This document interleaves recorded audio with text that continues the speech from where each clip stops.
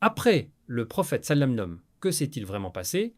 Docteur Zakir Naik, l'événement qui a changé l'histoire de l'islam. Assalamu alaikum wa rahmatullahi wa barakatuh. Et si je vous disais que l'un des événements les plus déterminants de l'histoire de l'islam ne s'est pas produit pendant la vie du prophète Mohammed sallallahu alayhi wa sallam, mais juste après son décès, pendant plus de 23 ans, le prophète sallallahu alayhi wa sallam a guidé les musulmans par la révélation, la sagesse et son exemple. Lorsqu'un différend apparaissait, les croyants revenaient vers lui. Lorsqu'une question difficile se posait, il répondait par la révélation d'Allah ou par son enseignement. Mais un jour, cette époque prit fin. Le prophète sallallahu alayhi wa sallam quitta ce monde. La communauté musulmane fut bouleversée. Des compagnons pleuraient sans pouvoir accepter la réalité. Parmi eux, Umar ibn al-Khattab, qu'Allah l'agrée, fut tellement bouleversé qu'il eut du mal à croire à cette nouvelle. C'est alors que Abu Bakr, que Allah l'agrée, rappela aux musulmans cette vérité est restée célèbre. Celui qui adorait Muhammad, alors Muhammad est mort. Mais celui qui adore Allah, Allah est vivant et ne meurt jamais. Puis il récita le verset « Muhammad n'est qu'un messager. Des messagers sont passés avant lui. S'il mourait ou s'il était tué, retourneriez-vous sur vos talons ?» Coran 3 contre 144. Ce verset redonna de la force aux croyants. Mais une nouvelle question allait immédiatement apparaître. Qui allait diriger la communauté musulmane? Le Coran n'avait pas désigné explicitement un dirigeant politique après le prophète sallallahu.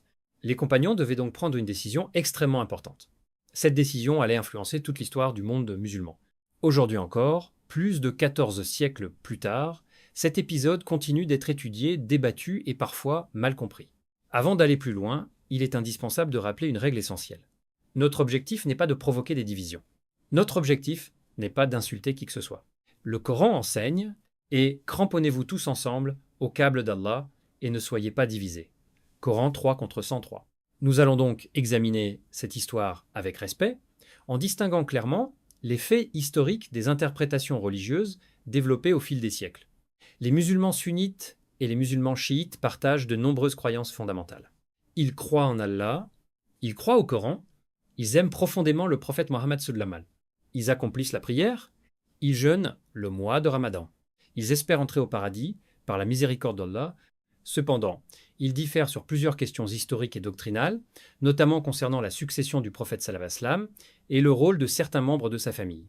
Pour comprendre ces différences, il faut revenir au début de l'histoire, non pas avec des émotions, mais avec les textes, les témoignages historiques et la volonté sincère de comprendre. Avant de continuer, écris en commentaire « Ô Allah, guide-nous vers la vérité et unis les cœurs des musulmans. Amin ». Cette invocation est plus importante que jamais. Car lorsque nous parlons de sujets sensibles, nous devons toujours demander à Allah la sagesse, la justice et l'équilibre. Reste jusqu'à la fin de cette vidéo, car tu découvriras que beaucoup d'idées largement répandues sur l'origine de la division entre sunnites et chiites sont souvent plus complexes que ce que l'on imagine.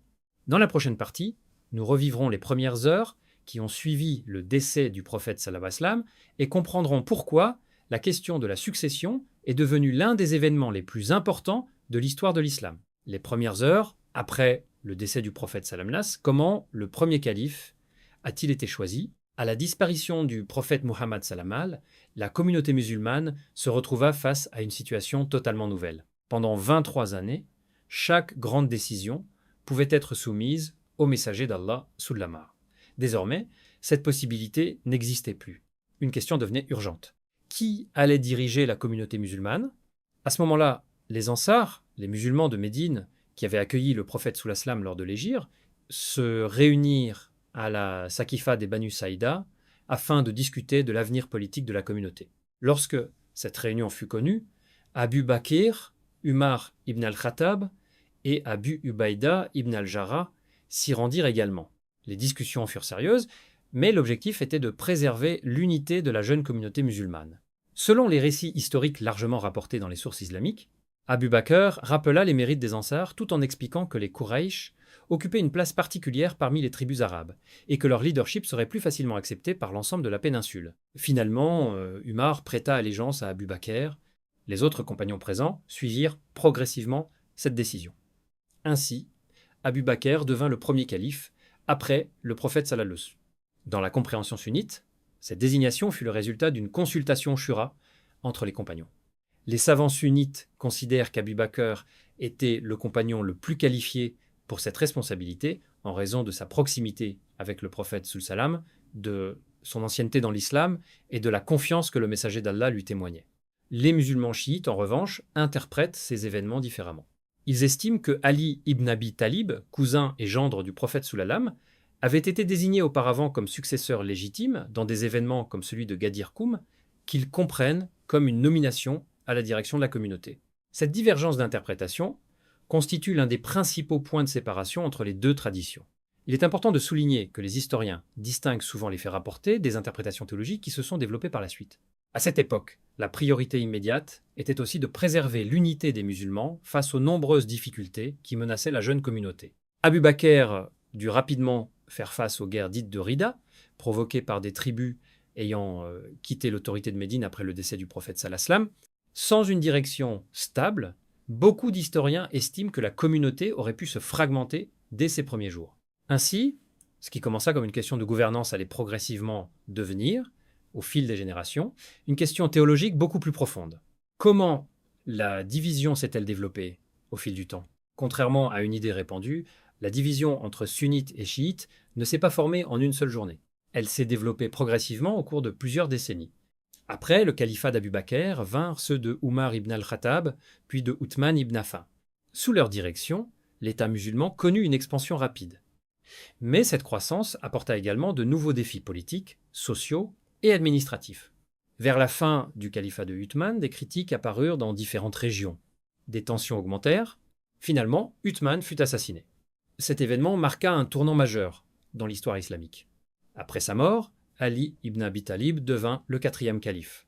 Cependant, la communauté traversait déjà une période de très forte tension. Des désaccords apparurent concernant la manière de rendre justice aux responsables de l'assassinat de Uthman. Ces désaccords conduisirent notamment à la bataille du Chameau, puis à la bataille de Siffin. Ces événements sont parmi les plus douloureux de l'histoire musulmane. Les savants sunnites rappellent qu'il convient d'évoquer ces épisodes avec respect envers tous les compagnons, tout en reconnaissant qu'ils furent confrontés à des situations extrêmement complexes. Au fil du temps, une partie des musulmans développa la conviction que la direction religieuse et politique devait rester exclusivement dans la descendance de Ali et de Fatima, fille du prophète Salami. De cette conviction naquit progressivement la tradition chiite. La majorité des autres musulmans continua à reconnaître la légitimité des 4 premiers califes et donna naissance à ce que l'on appelle aujourd'hui le sunnisme. Avec les siècles, ces 2 grandes traditions développèrent également des différences dans certains aspects de la théologie, de la jurisprudence, de l'autorité religieuse et de l'histoire. Il est toutefois essentiel de rappeler qu'elles partagent aussi de nombreux fondements. Les 2 croient en l'unicité d'Allah. Les 2 considèrent le Coran comme parole d'Allah. Les 2 aiment profondément le prophète Mohammed sallallahu alayhi wa sallam.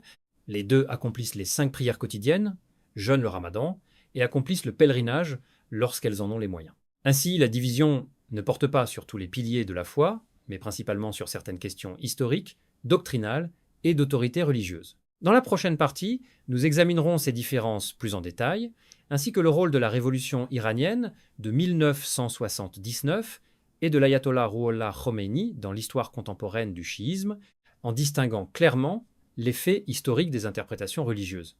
La révolution iranienne et le rôle de l'ayatollah Khomeini. Pour comprendre le schisme contemporain, il est impossible de ne pas évoquer un nom qui a profondément marqué le XXe siècle, l'ayatollah Rouhollah Khomeini. Avant 1979, l'Iran était dirigé par le Shah Mohammad Reza Pahlavi, un allié des puissances occidentales qui engagea d'importantes réformes politiques et économiques. Une partie de la population les soutenait, tandis qu'une autre les jugeait autoritaires et critiquait la place croissante de l'influence étrangère. C'est dans ce contexte que Khomeini, alors en exil, devint la figure la plus connue de l'opposition. À son retour en Iran en 1979, la révolution conduisit à la chute du Shah et à la création de la République islamique d'Iran.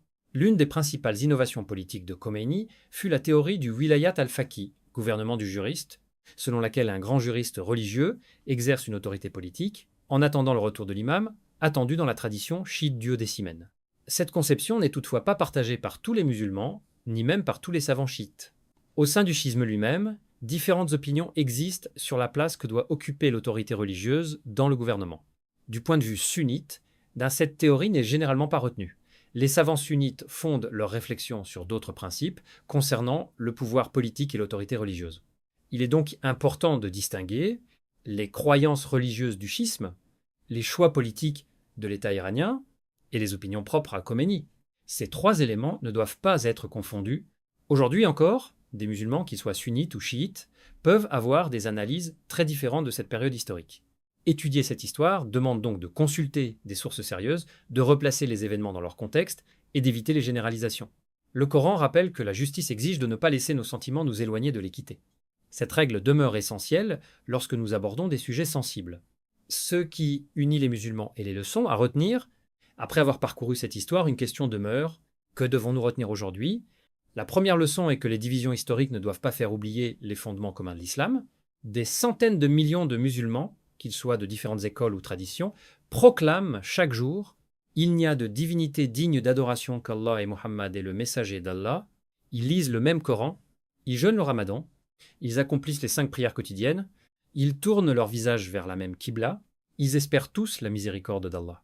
En même temps, il existe des différences importantes sur certaines questions historiques et doctrinales. Les connaître permet de mieux comprendre l'histoire de la civilisation musulmane, mais elles ne doivent pas conduire à la haine ou à l'injustice. Le Coran appelle les croyants à la justice, à la sagesse et au bon comportement. Lorsque nous discutons d'histoire ou de théologie, nous devons nous rappeler que seul Allah connaît parfaitement les intentions des hommes. C'est pourquoi la recherche de la connaissance doit toujours s'accompagner d'humilité.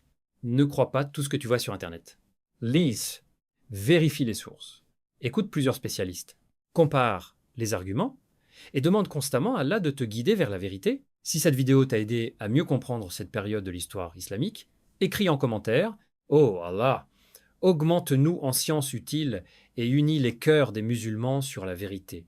Amin. Partage cette vidéo avec une personne qui souhaite comprendre ce sujet de manière calme et documentée.